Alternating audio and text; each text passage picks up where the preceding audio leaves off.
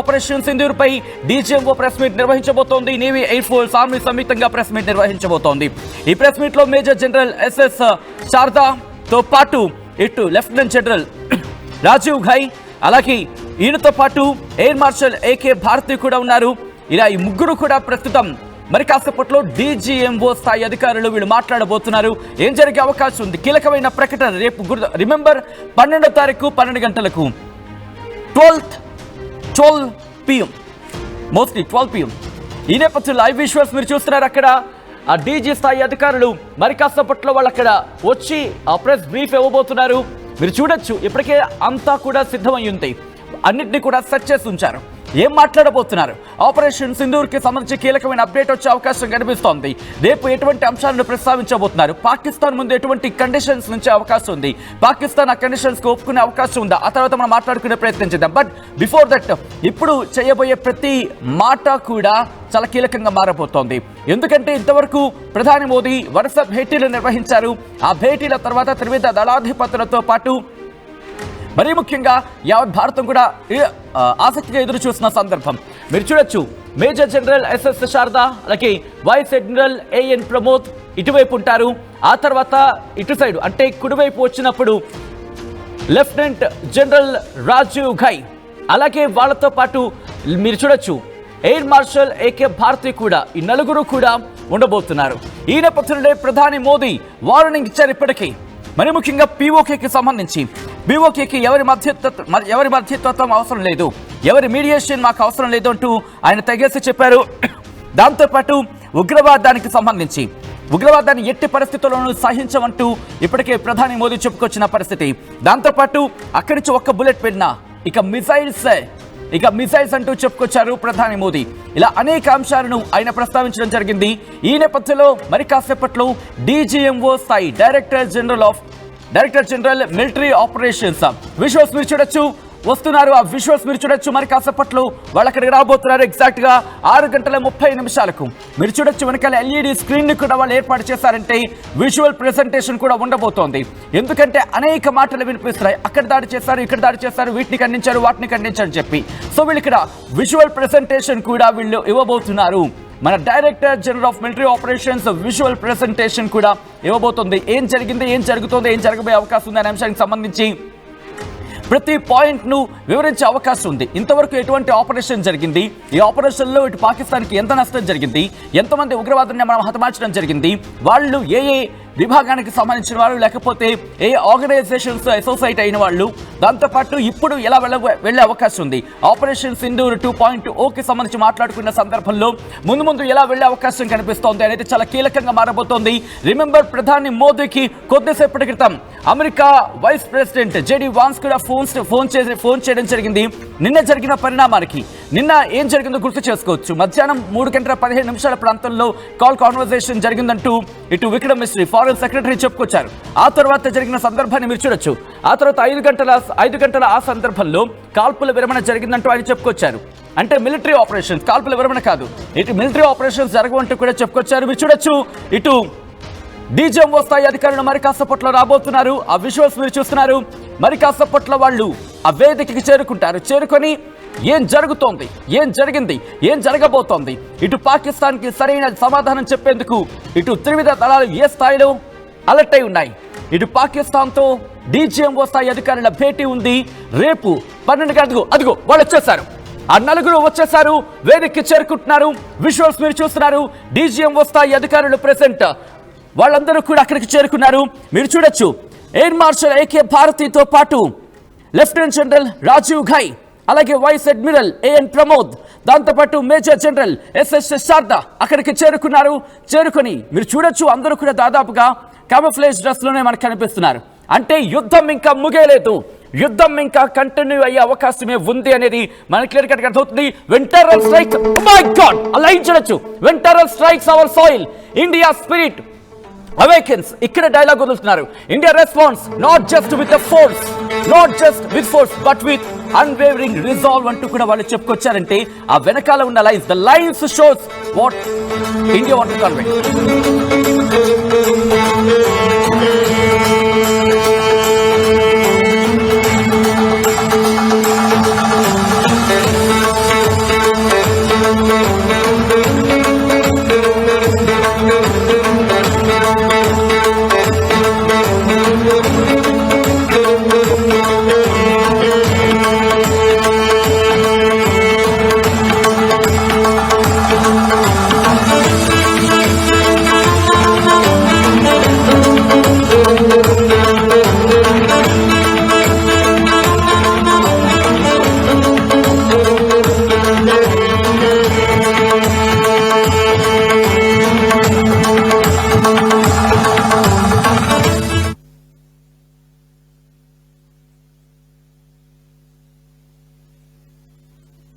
Good evening, ladies and gentlemen. Jai Hind.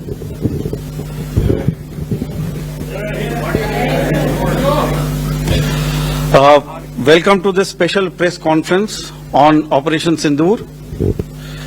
We will begin with opening statements by the three senior officers to my right here, who have been directly overseeing operations during Operation Sindoor.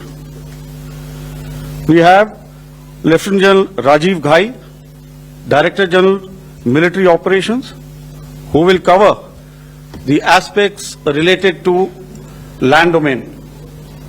Air Marshal A.K. Bharti, to his right, Director General Air Operations, will provide insights on the air domain.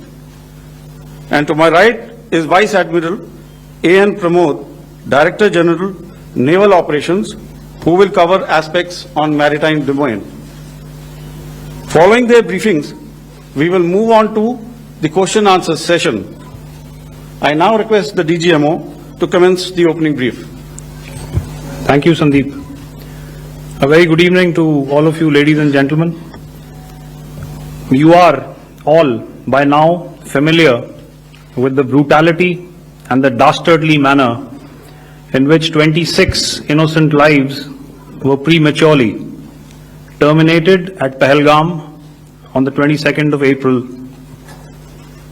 When you combine those horrific scenes and the pain of the families that the nation witnessed with numerous other recent terrorist strikes on our armed forces and defenseless civilians, we knew that the time had arrived to make yet another compelling statement of our resolve as a nation. Operation Sindoor was conceptualized with a clear military aim to punish the perpetrators and planners of terror and to destroy their terror infrastructure. What I do not state here, of course, is the often stated determination of India and its intolerance to terror. It set into motion a very diligent and microscopic scarring of the terror landscape across the borders, identification of terror camps and training sites. The locations that emerged were numerous, but as we deliberated more, we realized that some of these terror hubs were now bereft of any presence and had preemptively been vacated, fearing retribution from us. There was also a term of reference and our own binding, self-imposed restriction to target only terrorists and thus prevent collateral damage. There were 9 camps that you are now all familiar with, which were confirmed by our various intelligence agencies to be inhabited. Some of these were in POJK, while there were others that were located in the Punjab province in Pakistan. Nefarious places such as Muridke, the hub center of the Lashkar-e-Taiba, has over the years bred infamous characters such as Ajmal Kasab and the likes of David Headley. What followed was a careful scrutiny of each of these sinister locations, their layout, configuration, even the type of construction in each structure, and the terrain obtained around these. This was with an obvious intent to deduce and identify the exact vector that was required for their neutralization, as also the eyes in the sky that we would send up to ensure that we brought back evidence that we had indeed targeted what we set out to. The precise images of these engagements on that fateful and historical night have already been showcased during the first press statement on the 7th of May that was helmed by our Foreign Secretary. I have no doubt in my mind that we achieved total surprise, and those strikes across those 9 terror hubs left more than 100 terrorists killed, including high-value targets such as Yusuf Azhar, Abdul Malik Rauf, and Mudassir Ahmed that were involved in the hijack of IC-814 and the Pulwama blast. The line of control was also violated soon after by Pakistan, and the erratic and rattled response of our enemy was apparent from the number of civilians, inhabited villages, and religious sites such as Gurudwaras that were unfortunately hit by them, leading to a sad loss of lives. The Indian Air Force played a major part in these strikes by engaging some of these camps, and the Indian Navy provided wherewithal in terms of precision munitions. The Indian Air Force obviously had their assets up in the sky, and I will here request Air Marshal Bharti, the Director General of Air Operations, to detail for you the methodology that the men in blue adopted to successfully manifest this mission. Thank you, Rajiv. A very good evening, ladies and gentlemen. It indeed is a difficult time that we have to come here like this and brief you. We could have done without this, but we had no choice. As the DGMO has detailed, the event was precipitated by the dastardly act at Pahalgam. The sequence of events have already been detailed. We carefully selected the targets, and out of the 9 selected targets, the target systems that were given to the Indian Air Force were the notorious training camps at Bhavalpur and Muridke, these being further from the international boundary.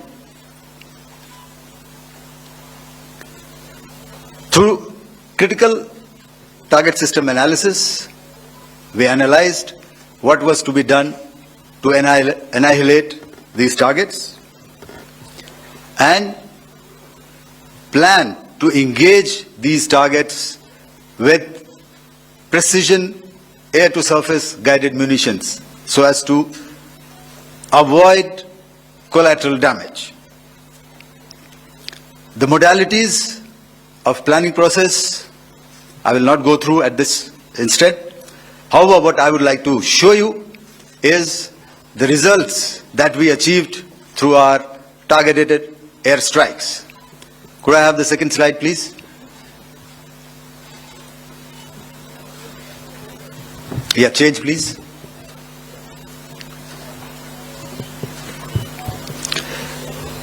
Okay. This is what the terror infra at Muridke looks like. If you see, north is as indicated, and to the right is east, where the international boundary lies. Could we have the next slide, please?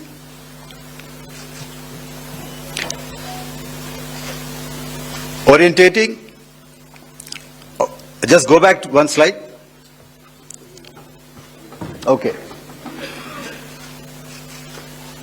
Please have a look at this red building, the series of buildings out here, and this empty ground. Next. If you relate, the empty ground is here, and you see this is the first weapon that is impacting. This is the impact point number 1 on Muridke training camp with our precision guided weapons on early morning 7th. Next, please. Keep your eyes glued for the second weapon coming in and the second impact on the selected target point. Next slide, please.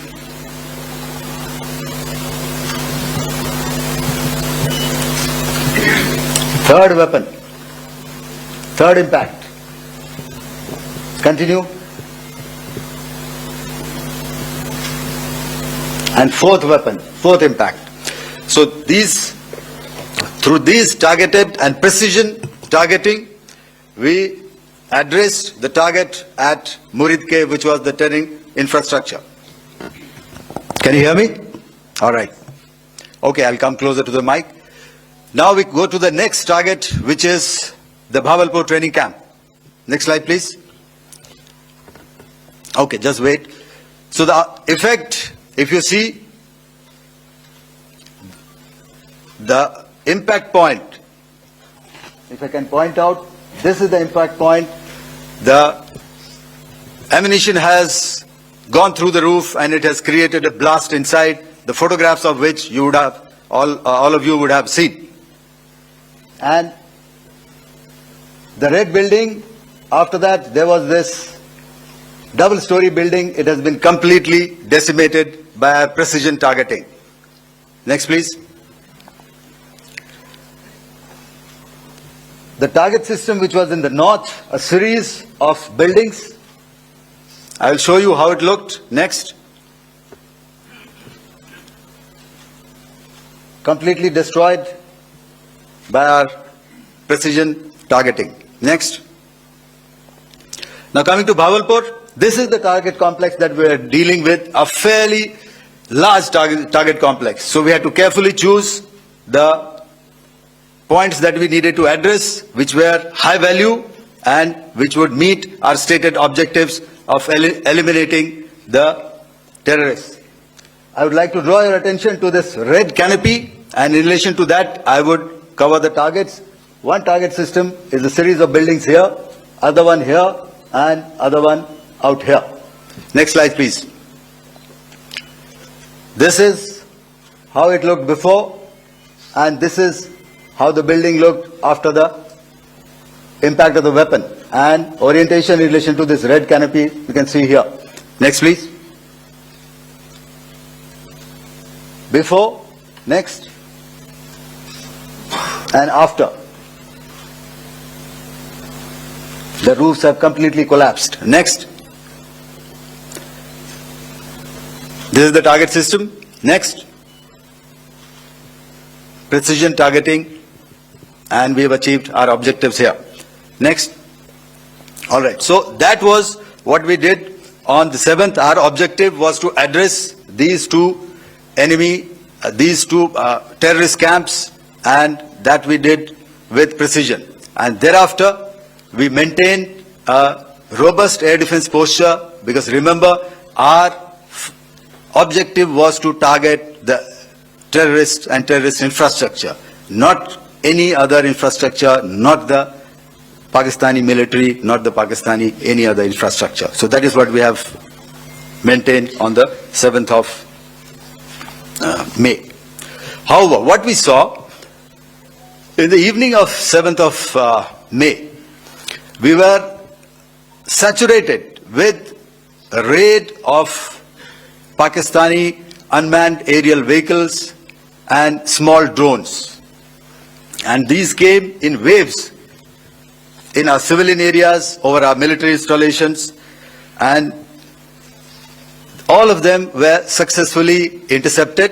Few of them did manage to land. However, there was not much damage that they did. And we have our robust counter-US hard kill and soft kill systems which did the job. However, the difference here was that we had targeted the terrorists. The adversary now has targeted our civilians and the military infrastructure. So it had to be responded to.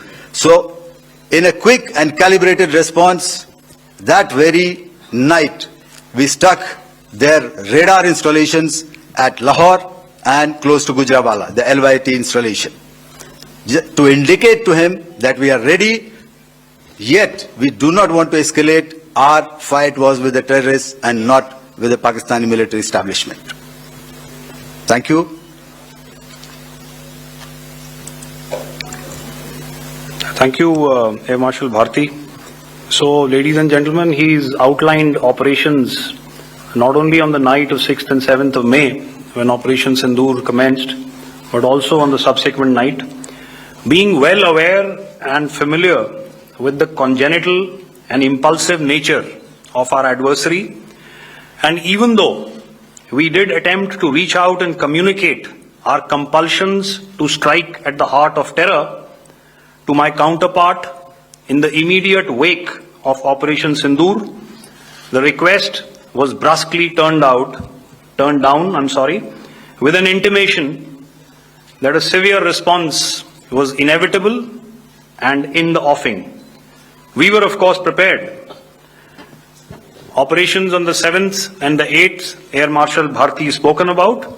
On the night of 8th and 9th of May, they flew drones and aircrafts into our airspace all across the borders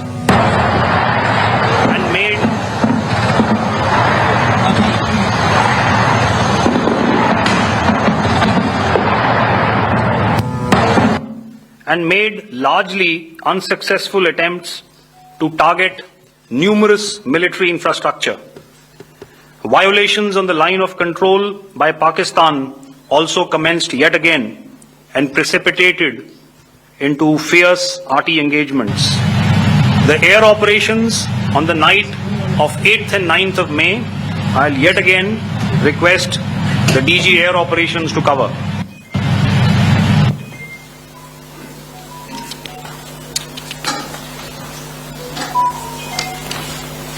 So I just covered what happened on the night of 7th and 8th.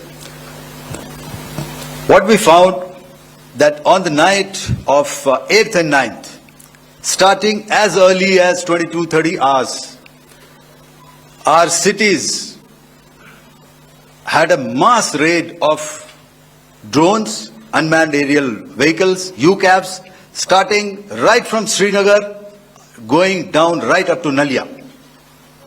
It was a mass raid in waves and it was relentless. However, we were prepared and our air defense preparedness ensured that there is no damage on ground or to any of the intended targets that the enemy might have planned for. The difference between 7th night and 8th night was that on 7th night he sent in his Jihad class of UAVs, however, these UAVs can go some distance, they are armed. However, on the 8th, less numbers of armed UCAVs were there or UAVs were there, and more numbers of quadcopters, maybe for surveillance or just for harassment of civilians. This continued till midnight. Our air defense preparedness ensured that there was no damage on the ground, either to the military installations or to the civilians. However, the enemy had yet again shown that he wanted to up the ante and he wanted a fight, and we were up to the task. In a measured and calibrated response, we once again targeted his military installations, which included his SAM sites at Malirkant. This also included his surveillance radar sites at Lahore and close to Gujranwala. These were suitably addressed, and thereafter his drone attacks continued even till morning, which we countered, and during the daytime there was some respite. Here I would like to bring out another aspect. What we found was that while the drone attacks were being launched from somewhere close to Lahore, enemy had allowed his civilian aircraft to also continue to fly out of Lahore. Not only his own aircraft, but international passenger aircraft, which is quite insensitive, and we had to exercise extreme caution, even at the cost of some tactical disadvantage, to ensure that there is no damage to any of the civilian aircraft. And this was also brought out in our press briefing during the day. So I will now hand over to my colleague to cover the events of 9th onwards. On land, we also undertook certain measures such as deployment of air defense and electronic warfare assets to establish an integrated grid with the Indian Air Force, and I have seen and heard some of you wax eloquent about the benefits of such an architecture when it comes to negating and combating air intrusions.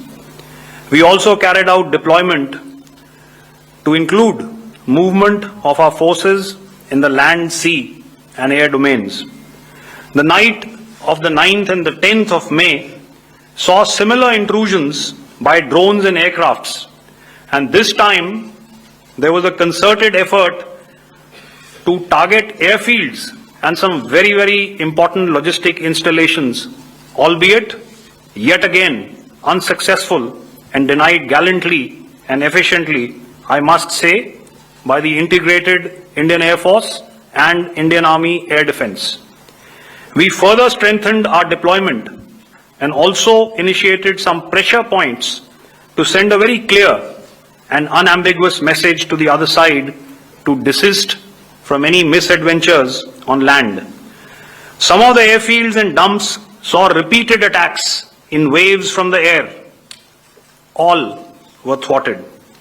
The Pakistan Army has reported to have lost approximately 35 to 40 personnel in artillery and small arms firing on the line of control between the 7th and the 10th of May. What the other side had probably also not reckoned with was the speedy and precise turnaround and hit back by the Indian Air Force. And I will yet again ask Air Marshal Bharti to speak about these significant and game-changing strikes. I will thereafter request Vice Admiral Pramod, my colleague and Director General of Naval Operations, to tell us about some very telling naval maneuvers in the Arabian Sea that exerted pressure on the night of 9th and 10th of May. Over to you, sir. Thank you. Commencing about 2000 hours, that is 8 p.m. local time, on 8th of May, several Pakistani unmanned aerial systems, drones, combat vehicles attacked multiple IF bases.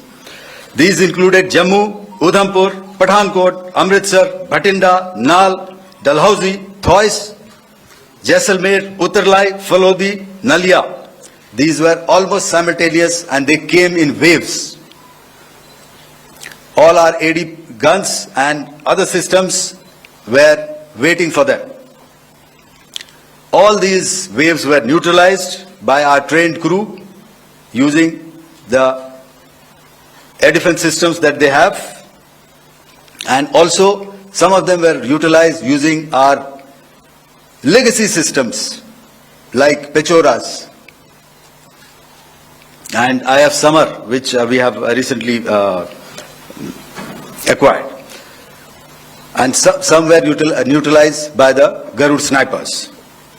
There was no damage on ground from these incursions and these mass raids, if I could call them, from the Pakistani side. However, following these relentless attacks on our air bases, on our forward positions and on our civilian targets, this was time to convey some message to our adversaries. And therefore, a decision was taken to strike where it would hurt. And towards that, in a swift, coordinated, calibrated attack, we struck his air bases, command centers, military infrastructure, air defense systems across the entire Western Front. The bases we struck include Chaklala, Rafiki, and mind you, Chaklala is Islamabad, Rahim Yar Khan, Sakar, sending a clear message that aggression will not be tolerated. This was followed by strikes at Sargoda, Bholari, Jacobabad,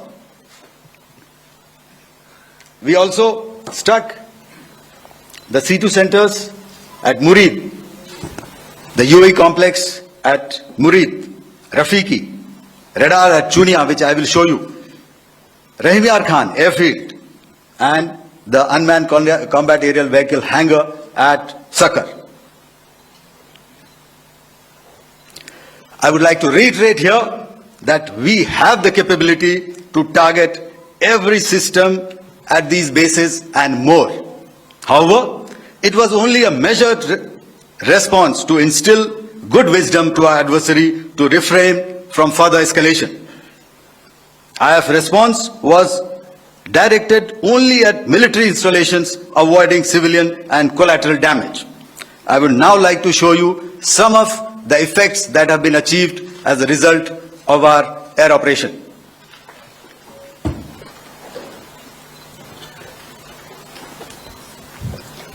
Here is the Pasrur air defense system. If you could see, zoomed up view.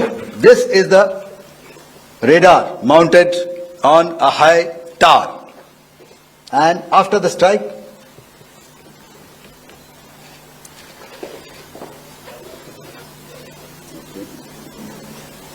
let me manage. Thank you. Can you hear me? Yeah, thank you. And after the strike, this is what has happened. This radar has been taken out, completely burnt. Next slide, please. The Chunia air defense radar, which was taken out on 7th and 8th. This is the radar site. A blown up photograph, once again, on a tower. Not very clear, but what you see very clearly is the after effect after we have struck. The radar head has been completely decapitated. Next slide, please. Arifwala air defense radar. In this complex, you see how it looked before, blown up image, and after really blown up. Next. Now coming to Sargodha airfield. Remember, this is one of their important airfields wherein they have a lot of assets, F-16s, other assets which they keep getting, training institutes. And we have stuck this airfield. It is not, if you zoom in here, then one impact point here on the runway and second impact point of our weapon, precision weapon on the runway. And if you see this blown up, repairing going on. Same here. Next. Rahim Yar Khan. This is the area we have struck. A deep strike out here and one complex here. So this is how it looked before, and the same. You see a big crater, another crater here, and this complex after strike neutralized. Next. Chaklala airfield, Noor Khan, once again a major air base, a lot of their logistic assets out here. This was the chosen complex that we intended to strike and convey a message. Next slide, please. This is how it looked before, and this is how it looked after our strike. Next. Sakar. We chose the radar site at Sakar. This is the radar site, and after it was struck, this is the aftermath, completely burnt out. Next, please. Aircraft shelter. This is how it looked before the strike, and this is how it looked after the strike. The roof of the buildings completely caved in and burnt. Next. Dolari airfield, aircraft hangar. This is how it looked before, and this is how it looked after the precision strike. Next. Jacobabad, aircraft hangar, and this is how it looked after. Next. So what I'm trying to convey here, ladies and gentlemen, is to start with, Our fight was neither with the Pakistani military nor with anybody else who's there on the other side. Our fight was with the terrorists. We neutralized the terrorists that we selected to be neutralized, and thereafter we only maintained the air defense posture. However, we were relentlessly pounded by waves after waves, night after night, by his UCAVs, by his drones, and by his other unmanned aerial systems. And that left us with no choice but to retaliate, and yet our retaliation was calibrated, it was graduated, and it was proportionate. Thank you.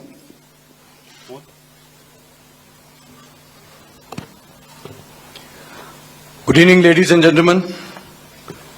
In the aftermath of the cowardly attacks on innocent tourists at Pahalgam in Jammu and Kashmir by Pakistani-sponsored terrorists on 22nd April, the Indian Navy's Carrier Battle Group, surface forces, submarines and aviation assets were immediately deployed at sea with full combat readiness in concert with the joint operation plan of the Indian Defence Forces.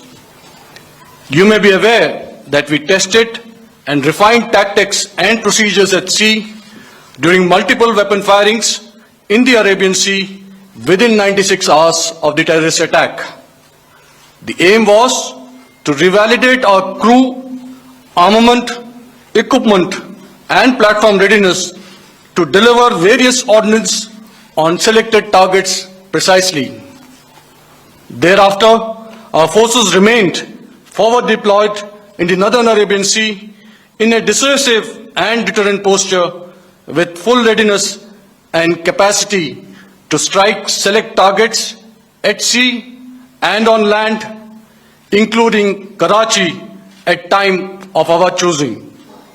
The forward deployment of the Indian Navy compelled Pakistani naval and air units to be in a defensive posture, mostly inside harbors or very close to the coast, which we monitored continuously. The Indian Navy maintained seamless maritime domain awareness throughout the duration and was entirely aware of the location and movement of Pakistani units. In effect, we had and continue to have good battle space transparency using our maritime domain awareness grid.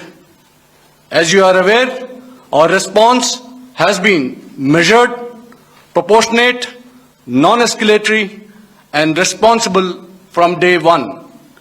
Accordingly, the calibrated approach considered all options, including the ability of the Indian Navy for offensive action from and at sea. As part of this escalation control mechanism, the application of force by the Navy was planned in a synchronized manner in coordination with the Army and Air Force, the highlight being teams from the three services working closely in an integrated manner. Along with the kinetic actions by the Indian Army and Indian Air Force, the overwhelming operational edge of Indian Navy at sea contributed towards Pakistan's urgent request for a ceasefire yesterday. As we speak, Indian Navy remains deployed at sea in a credible deterrent posture to respond decisively to any inimical action by Pakistan or Pakistan-based terrorists. Thank you. Samno Varna, Jai Hind. Now I'll hand over to Director General Military Operations for further proceedings. Ladies and gentlemen, on the 10th of May, in the morning, even as we were getting into a huddle to wargame the events of the previous night, a routine exercise, I received a message on hotline from my counterpart in Pakistan seeking my willingness to communicate. Since our initial aim was to strike at terror camps, and all our actions in the subsequent days were in response to the intrusions and violations by the Pakistan Air Force and its army, it was decided that I would indeed speak with my counterpart.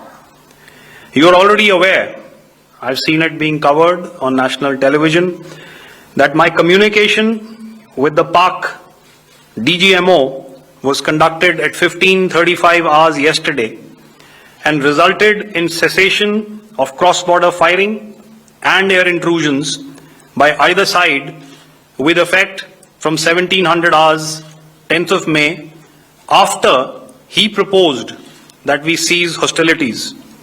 We also decided to further speak on the 12th of May, that's tomorrow, at 1200 hours, to discuss the modalities that would enable the longevity of this understanding.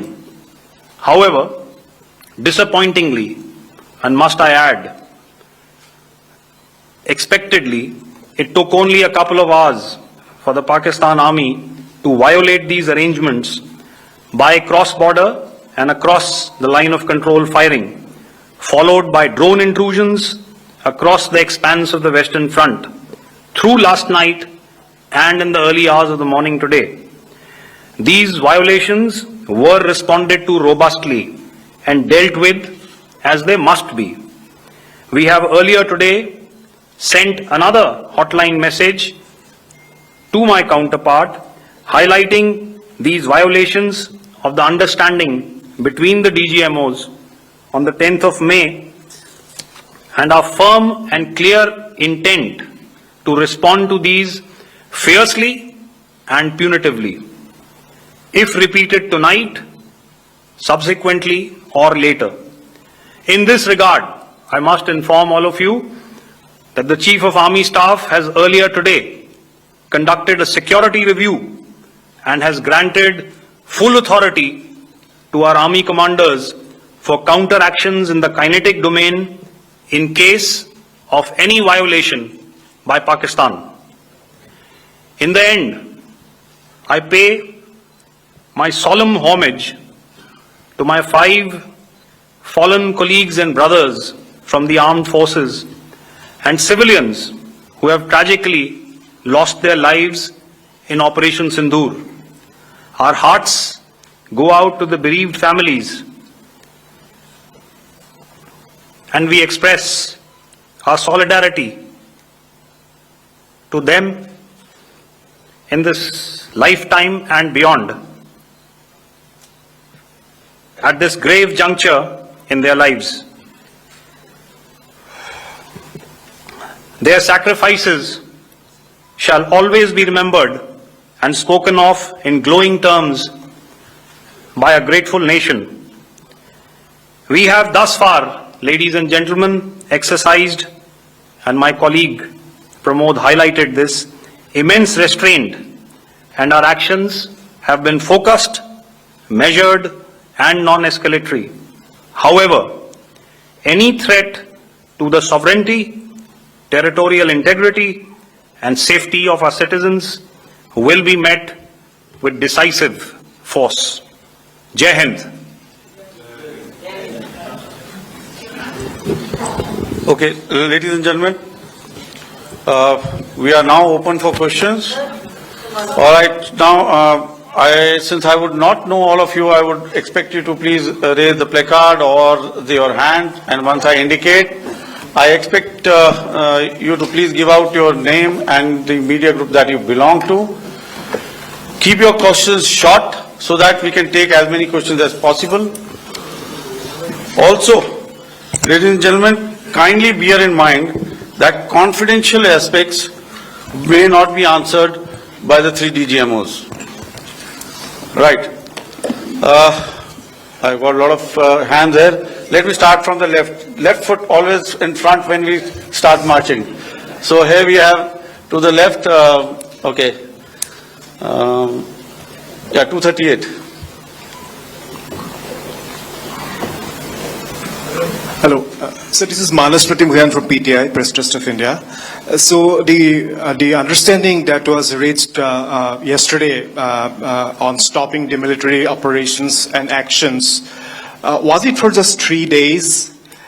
And what would be the cost escalation if there is violation of this understanding by the Pakistani side?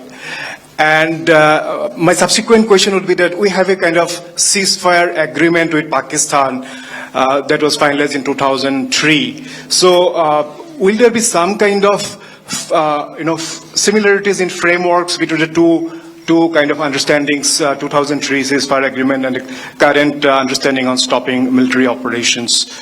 And again, what are the cost that will be incurring on Pakistan if Pakistan again resorts to this kind of terrorist activities, because we have made it very clear that the cost will be very high. So I would like to have your thoughts on it. Okay, so I'll answer the latter part of the question first. I also want to add that while the initial ceasefire agreement, as you correctly pointed out, is of the 2003 vintage, but I must remind you that in 2021, in the month of February, and this was then when the crisis in eastern Ladakh was also on, the two DGMOs had spoken and arrived at a ceasefire understanding that lasted right up until this unfortunate attack at Pahalgam. Once our Foreign Secretary had announced the decisions of the CCS in the immediate wake of that attack, he had announced certain measures, and then of course Pakistan had in turn made its own announcements.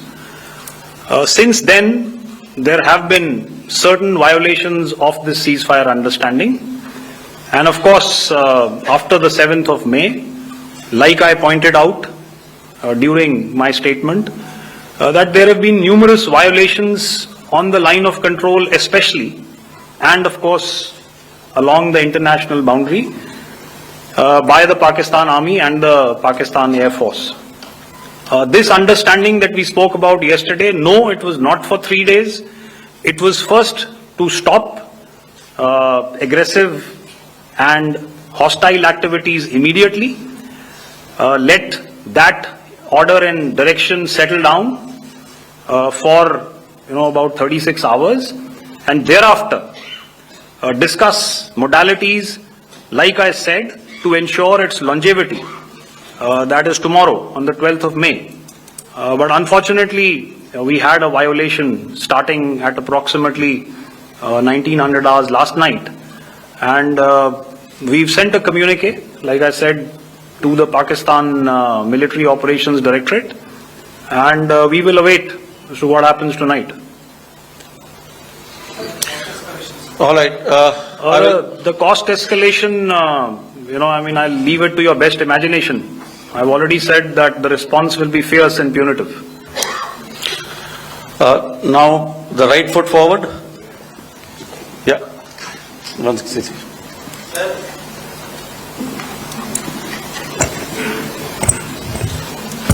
Sir, I am Ajit Dubey from ANI, sir. Sir, my question is that you talked about the loss of lives to the Pakistan Army, that was around 35 to 40 kills secured by the Indian Army. Sir, can you tell us what would be the total loss of life to the Pakistan Army in both Army and Air Force attacks, sir? And how good was the performance of the BrahMos, Scalp and the S-400 during the operations? And sir, since we have sir, just one line, no multiple questions, please. Sir, all right. and since sir, we have achieved such a spectacular, we have made good achievements in this entire operation. Can we say that we have emerged victorious, or we have a big upper hand over the Pakistanis in this entire conflict? Thank you very much, sir. So I'll answer the question about the loss of lives on the other side. Of course, there are various means to ascertain that number. There is information from various agencies that come in.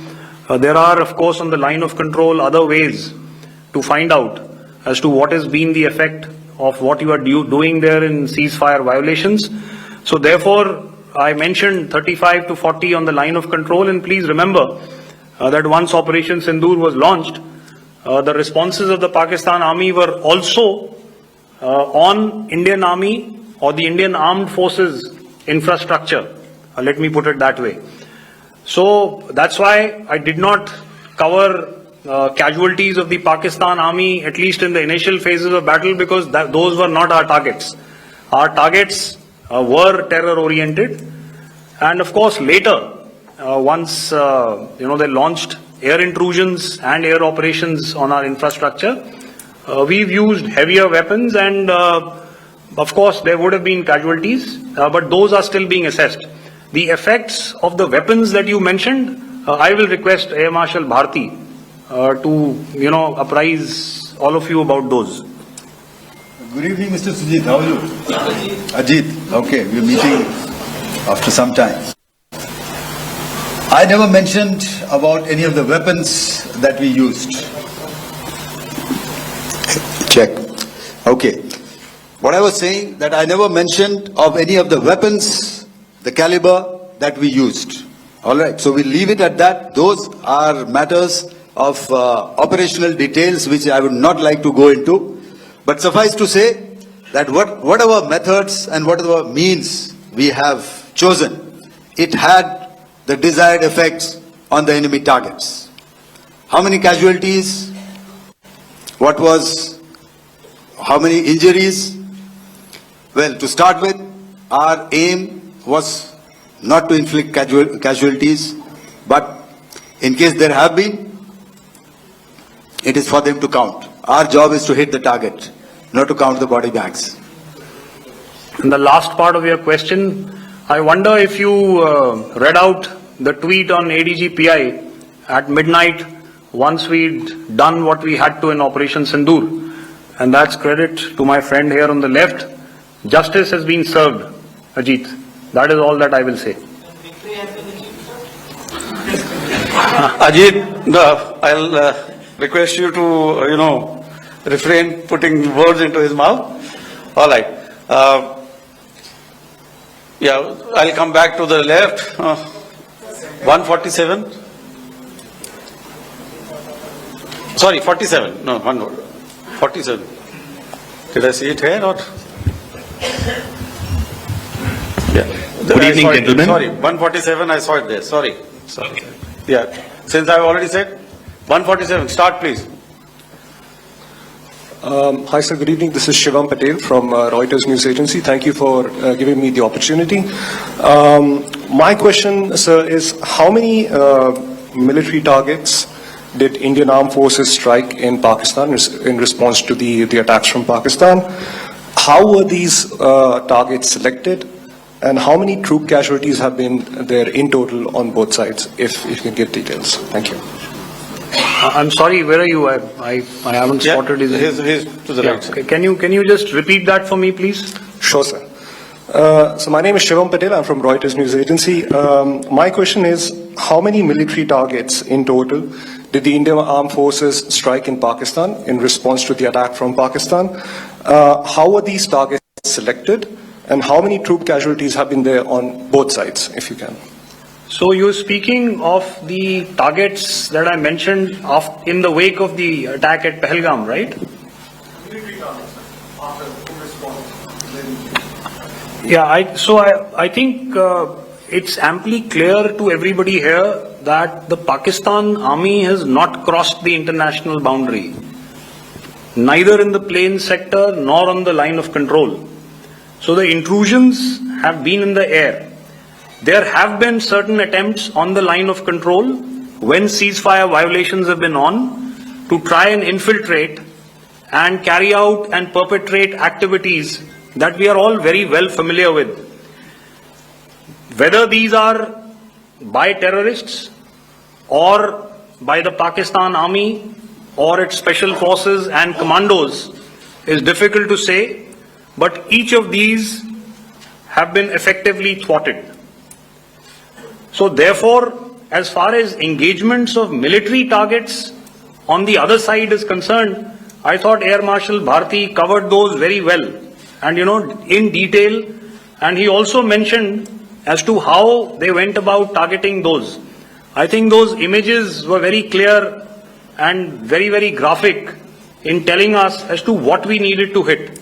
And you'll remember right at the outset I said that we even went into what was the construction in each of these locations and therefore decided on the vector that had to be utilized. Please. Okay, if I could add to what the DGMO has said, I have already detailed the targets. Now, whether it is X numbers or Y numbers is that is immaterial.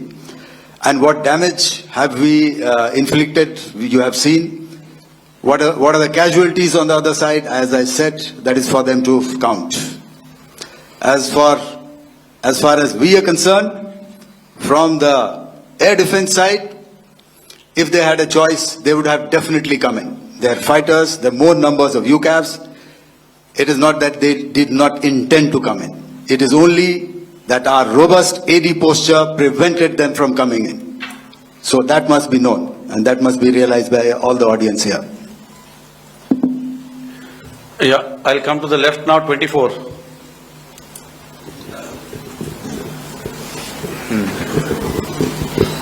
Good evening, sir. This is Anvesh Rath from Z. Sir, I wanted to know on the first briefing which was done by FS and two representatives from Air Force and Army, you showed a list where there was 21 places in that list. You have stuck 9. Are more operations going to be held? Is Operation Sindoor still on? And the second question, thank you, sir. Thank you so much. And also, I want to congratulate all three of you for a fantastic operation that you guys have done. Thank you so much. Thank you so much for that one question. Yeah. Sir, the question. Unfortunately, Rath, is that your name? I'm sorry. As far as operational details are concerned, I am not in a position to share those right now. But I think I'll take a cue from Pramod. He said towards the end that the Indian Navy is still in a posture that is deterrent. And I have already made it very clear towards the end of what I said that it's only a couple of hours ago that the Chief of Army Staff has carried out a security review and he's authorized our Army commanders to deal with violations of any kind from across the borders in a manner that they deem fit. So again, to reiterate, the response will be fierce and it will be punitive.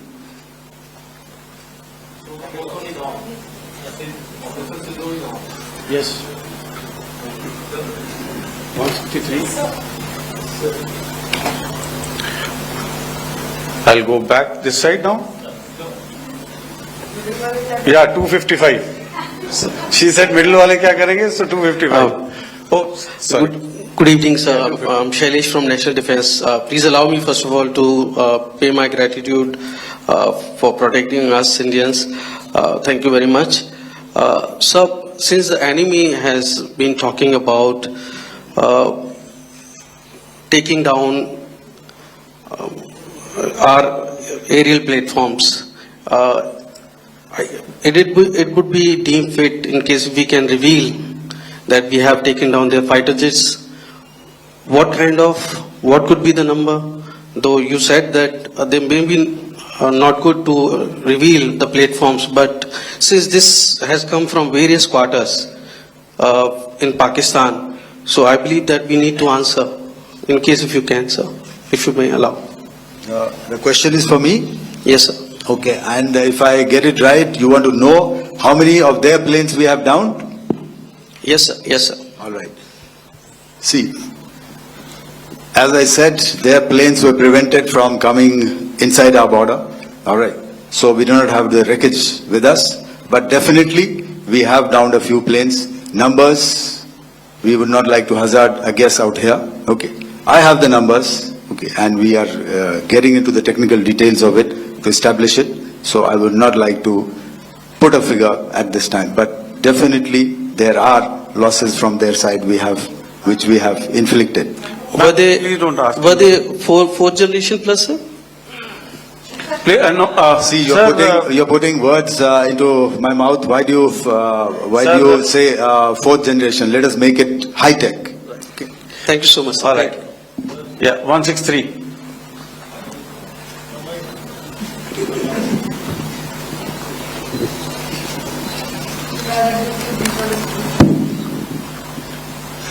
Sir, मैं मंजीत नेगी हूं आज तक से। मेरा सवाल ये है कि इस पूरे ऑपरेशन में जो आतंकी ठिकानों को निशाना बनाया गया, क्या नंबर्स कुछ बता सकते हैं कितने आतंकी मारे गए? कुछ नाम सरकार, मतलब कुछ नाम मीडिया में आए भी हैं जो बड़े उसके मास्टरमाइंड थे। और एक सवाल जो आज एयरफोर्स ने भी एक ट्वीट किया कि ऑपरेशन सिंदूर अभी जारी है और सरकार की तरफ से भी कहा गया। और पिछली बार जब विदेश मंत्रालय की प्रेस कॉन्फ्रेंस पहली हुई थी उसमें वो लिस्ट दिखाई गई थी कि 21 टेरर कैंप आइडेंटिफाई किए गए हैं। तो क्या जो बाकी बचे हुए टेरर कैंप उन पर भी कार्रवाई होगी? और एक नंबर अगर आप बता पाएं कितने टेररिस्ट मारे गए? Sir, before you answer, sir, before you. Manjeet ji, 3 questions. The third one has just been asked here before. So 21, this thing. So I'll request the first to be answered so that we have more number of people who can ask. Manjeet, जब मैंने statement दिया तो मैंने शुरू में ही कहा कि जैसे ही ऑपरेशन सिंदूर कॉन्सेप्चुअलाइज हुआ तो हमारा जो पीछे की कार्रवाई होती है, स्पेड वर्क और टारगेट्स को आइडेंटिफाई और एनालाइज करने की कार्रवाई शुरू हो गई थी। मैंने जब स्टेटमेंट दिया तो मैंने बताया कि बहुत सारे थे, हमने 21 दिखाए होंगे और भी हैं, लेकिन वो लिस्ट फिल्टर करते करते 21 तक पहुंची। अब क्या आगे एंगेज किए जाएंगे?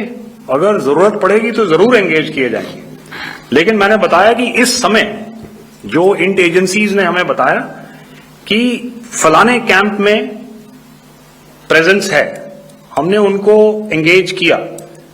कुछ नाम मैंने लिए, कुछ नाम अभी पुख्ता किए जा रहे हैं। मैंने आपको बताया कि जो इंट एजेंसीज ने अभी तक असेसमेंट किया है उसमें उन्होंने कहा है कि तकरीबन 100 से ज्यादा मारे गए हैं। और एक आज आपने तस्वीर भी देखी कि काफी प्रोमिनेंट जो फ्यूनरल था, काफी प्रोमिनेंट एक जो हस्ती हैं वो ऑर्गेनाइज कर रहे थे, और उस फ्यूनरल में और कौन कौन लोग अटेंड कर रहे थे वो तो आपने देखा ही।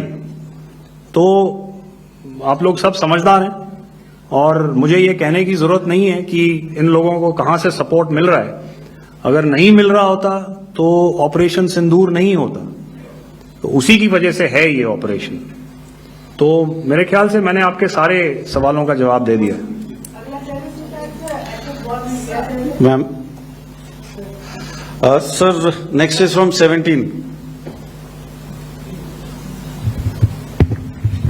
सर, मेरा नाम अंजू निर्वाण है, TV9 भारतवर्ष से। सर, मेरा सवाल ये है कि ऑपरेशन सिंदूर में हमारी जो इंडियन नेवी है उसके बारे में सर थोड़ा सा बताएं कि किस तरह की उसकी भूमिका रही, क्योंकि हमने इस दौरान सर देखा कि बहुत सारी स्पेकुलेशन भी रही और ये बोला गया कि कराची तक हमारी नेवी ने ऑपरेशन किया है। तो सर इस पे थोड़ी सी क्लैरिटी चाहिए, डाउन किए हैं, अगर उसका भी थोड़ा सा क्लैरिटी मिल जाए तो अच्छा रहेगा। तो मैं आपका पहले सवाल का जवाब दूंगा। I will make few sentences and leave it for your imagination. First of all, as I mentioned, we have quantitative and qualitative edge to deliver a massive blow to our adversary, and we completely dominate in the maritime front.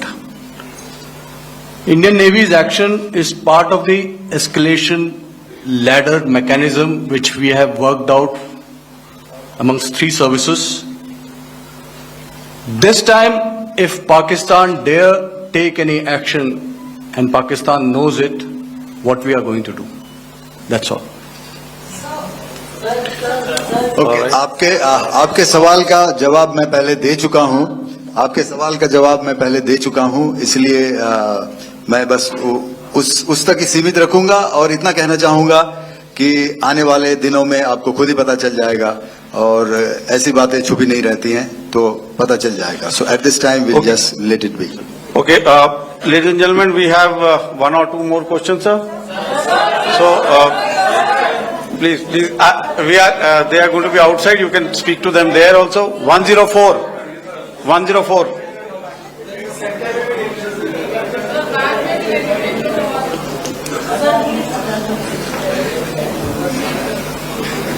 I think. Yeah, ask. So Dinakar with the Hindu newspaper. Are you surprised that you got this question? No, sir. I'm waiting for this to look. Sir, can you give a number of assets we lost, because there's been a lot of speculation going on. International media writing a lot of things about our platforms, including Rafales. I mean, Pakistan claiming that Rafale has been downed, etc. Can you put that question to rest and clarify on that? I guess that question is for me. All right, I'm happy that you've asked this question. You know, we are in a combat scenario, and losses are a part of combat. The question that you must ask us, okay, and indeed that we must ask ourselves, you inclusive, is have we achieved our objectives? Have we achieved our objective of decimating that terrorist camp? And the answer is a thumping yes. And the results are for the whole world to see. As for the details, what could have been, how many numbers, which platform did we lose? You know, at this time, I would not like to comment on that, because we are still in a combat situation. And if I comment on anything, it will only be advantage adversary. So we don't want to give him any advantage at this stage. All I can say is that we have achieved our objectives that we selected, and all our pilots are back home. Thank you. Okay, hold. Please don't. Please be civil here. So we'll have 220 now. Sir, hello sir, this is Anita Chaudhary sir from Swadesh newspaper. मेरा सवाल है, क्योंकि ये हमारे जो पहले जो action रहा वो आतंकवाद के खिलाफ रहा, तो आतंकवाद में अजहर मसूद की तरफ से एक बयान जारी किया गया था जिसमें उन्होंने कहा कि हम इसका बदला लेंगे और जार जार रुलाएंगे। तो क्या अगला, अगर खुदा न खास्ता अगला टेरर अटैक किसी भी तरह का होता है, तो क्या उसे एक्ट ऑफ वॉर में हमारी तरफ से लिया जाएगा और उसका क्या माकूल जवाब दिया जा सकता है? मेरा इसमें सिर्फ एक ही जवाब है आपके लिए कि हमने अपनी कार्रवाई करी।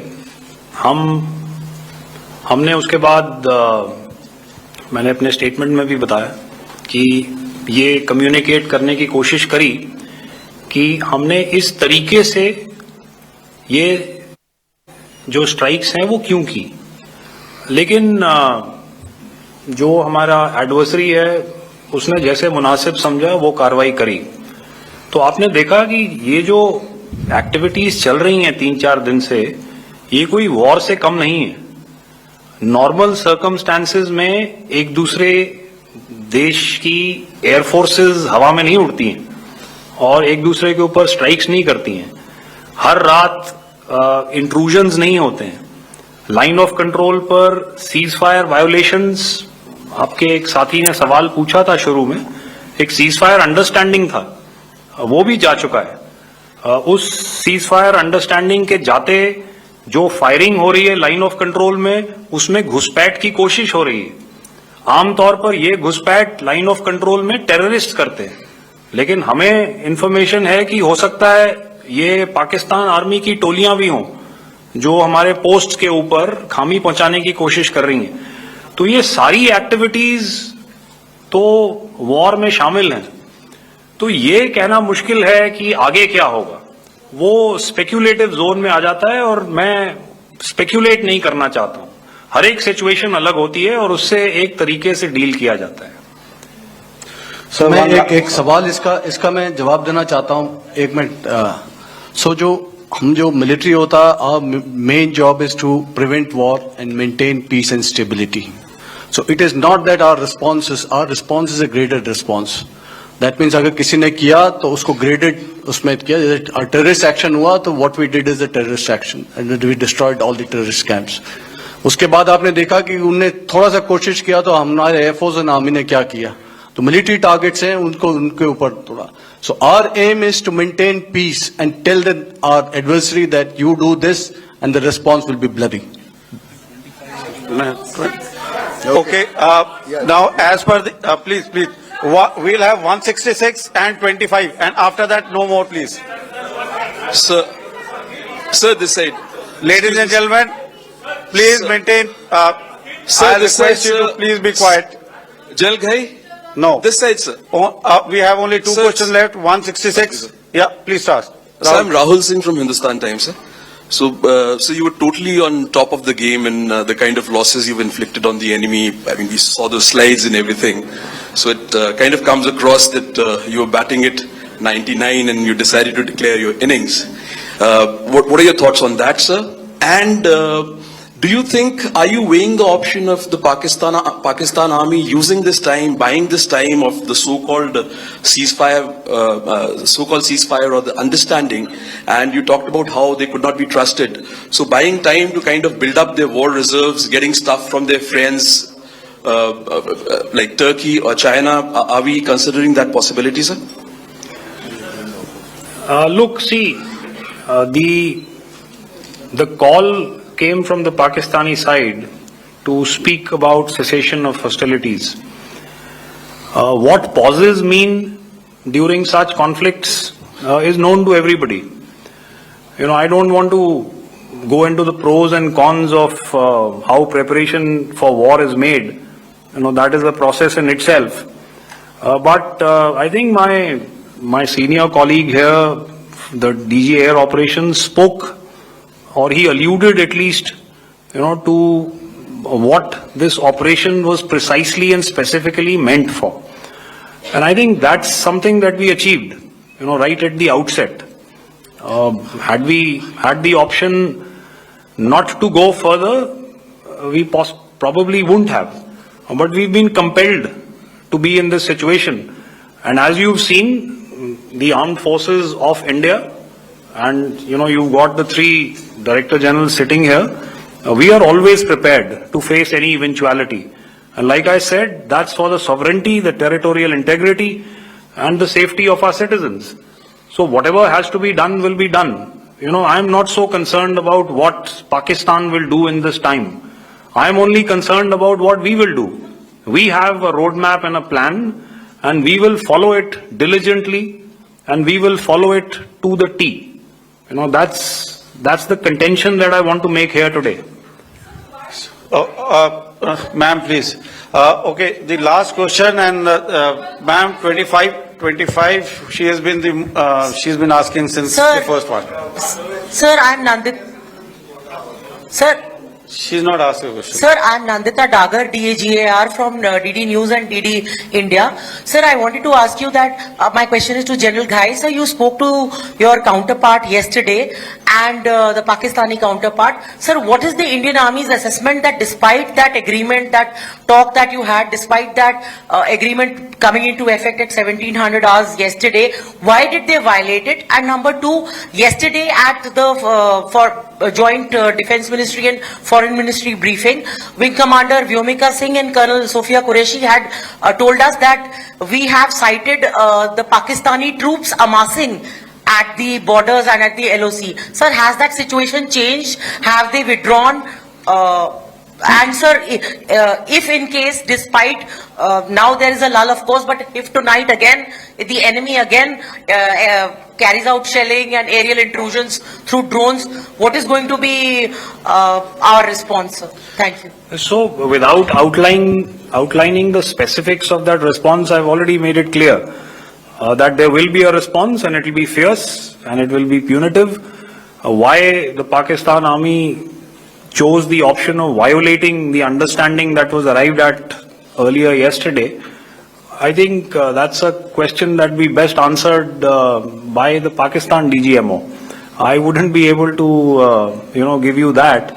But, in situations such as these, and if you go back into any conflict, sometimes these understandings take time to fructify and manifest on ground.